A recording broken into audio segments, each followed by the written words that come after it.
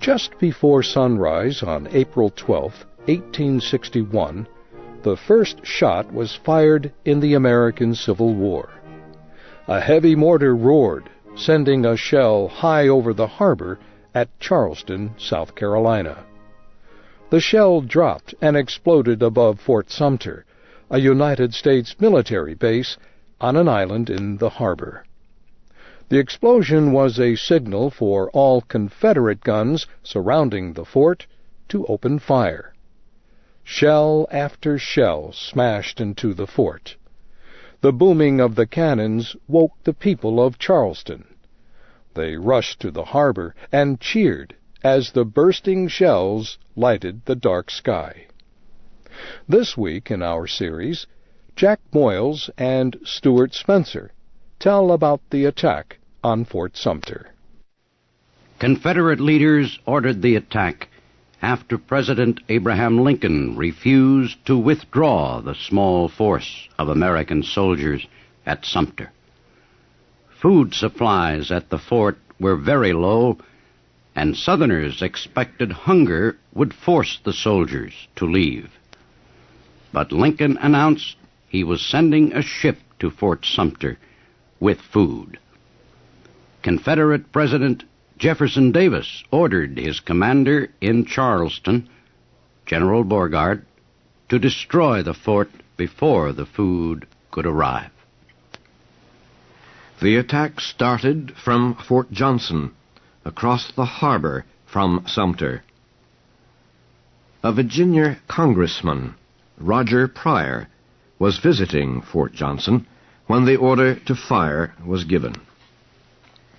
The fort's commander asked Pryor if he would like the honor of firing the mortar that would begin the attack. "No," answered Pryor, and his voice shook. "I cannot fire the first gun of the war." But others could, and the attack began. At Fort Sumter, Major Robert Anderson and his men waited 3 hours before firing back at the Confederate guns. Anderson could not use his most powerful cannons. They were in the open, at the top of the fort, where there was no protection for the gunners. Too many of his small force would be lost if he tried to fire these guns.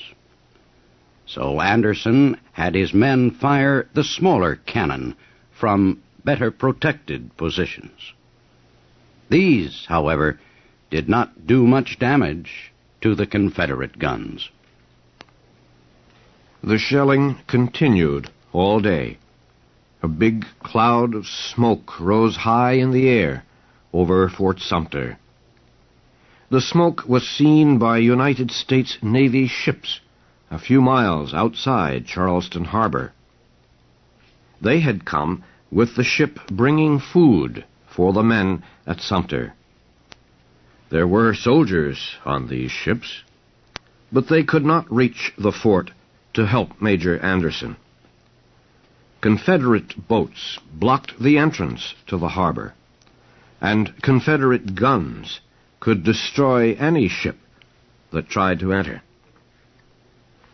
The commander of the naval force, Captain Fox, had hoped to move the soldiers to Sumter in small boats, but the sea was so rough that the small boats could not be used.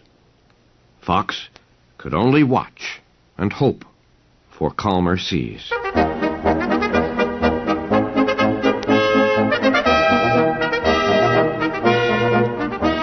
Confederate shells continued to smash into Sumter throughout the night and into the morning of the second day. The fires at Fort Sumter burned higher, and smoke filled the rooms where soldiers still tried to fire their cannons. About noon, 3 men arrived at the fort in a small boat. One of them was Louis Wigfall, a former United States Senator from Texas now a Confederate officer. He asked to see Major Anderson. "I come from General Beauregard," he said. "It is time to put a stop to this, sir. The flames are raging all around you, and you have defended your flag bravely." "Will you leave, sir?" Wigfall asked. Major Anderson was ready to stop fighting. His men had done all that could be expected of them. They had fought well against a much stronger enemy. Anderson said he would surrender if he and his men could leave with honor. Wigfall agreed. He told Anderson to lower his flag, and the firing would stop. Down came the United States flag, and up went the white flag of surrender. The battle of Fort Sumter was over. More than 4,000 shells had been fired during the 33 hours of fighting, but no one on either side was killed. One United States soldier, however, was killed the next day when a cannon exploded as Anderson's men prepared to leave the fort. The news of Anderson's surrender reached Washington late Saturday, April 13th. President Lincoln and his cabinet met the next day and wrote a declaration that the president would announce on Monday. In it, Lincoln said powerful forces had seized control in 7 states of the South. He said these forces were too strong to be stopped by courts or policemen. Lincoln said troops were needed. He requested that the states send him 75,000 soldiers. He said these men would be used to get control of forts and other federal property seized from the Union. Lincoln knew he had the support of his own party. He also wanted Northern Democrats to give him full support. So, Sunday evening, a Republican congressman visited the top Democrat of the North, Senator Stephen Douglas. The congressman urged Douglas to go to the White House and tell Lincoln that he would do all he could to help put down the rebellion in the South. At first, Douglas refused. He said Lincoln had removed Democrats, friends of his, from government jobs, and had given the jobs to Republicans. Douglas said he didn't like this. Anyway, he said, Lincoln probably did not want his advice. The congressman, George Ashmun, urged Douglas to forget party politics.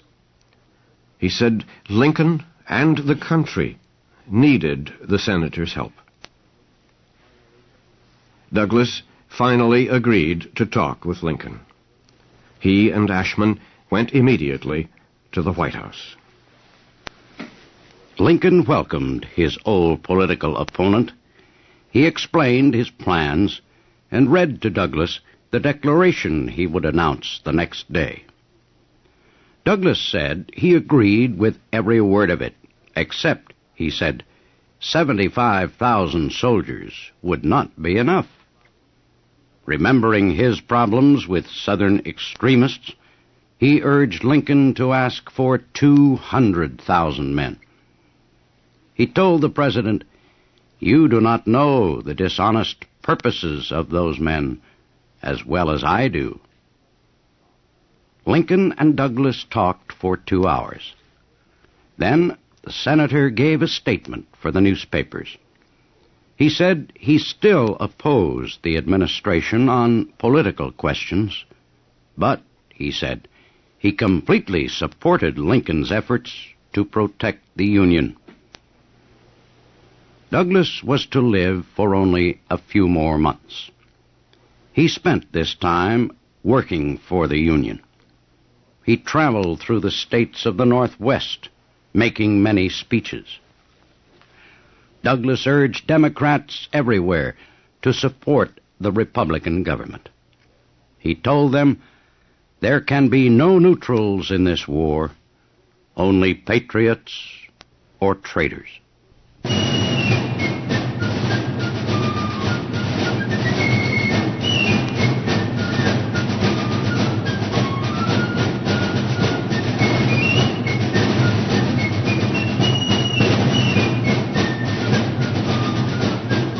Throughout the North, thousands of men rushed to answer Lincoln's call for troops. Within 2 days, a military group from Boston left for Washington. Other groups formed quickly in northern cities and began training for war. Lincoln received a different answer, however, from the border states between North and South. Virginia's governor said he would not send troops to help the North get control of the South.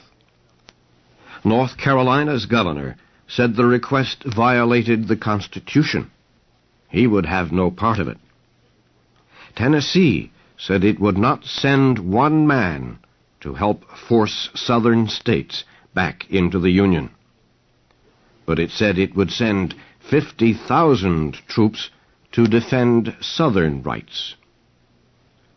Lincoln got the same answer from the governors of Kentucky, Arkansas, and Missouri.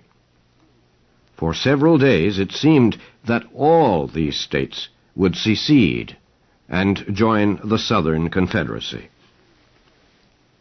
Lincoln worried most about Virginia, the powerful state just across the Potomac River from Washington.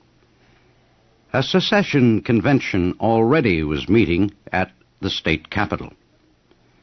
On April 17th, the convention voted to take Virginia out of the Union. Virginia's vote to secede forced an American Army officer to make a most difficult decision. The officer was Colonel Robert E. Lee, a citizen of Virginia. The Army's top commander, General Winfield Scott, had called Lee to Washington. Scott believed Lee was the best officer in the Army. Lincoln agreed. He asked Lee to take General Scott's job to become the Army chief. Lee was offered the job on the same day that Virginia left the Union.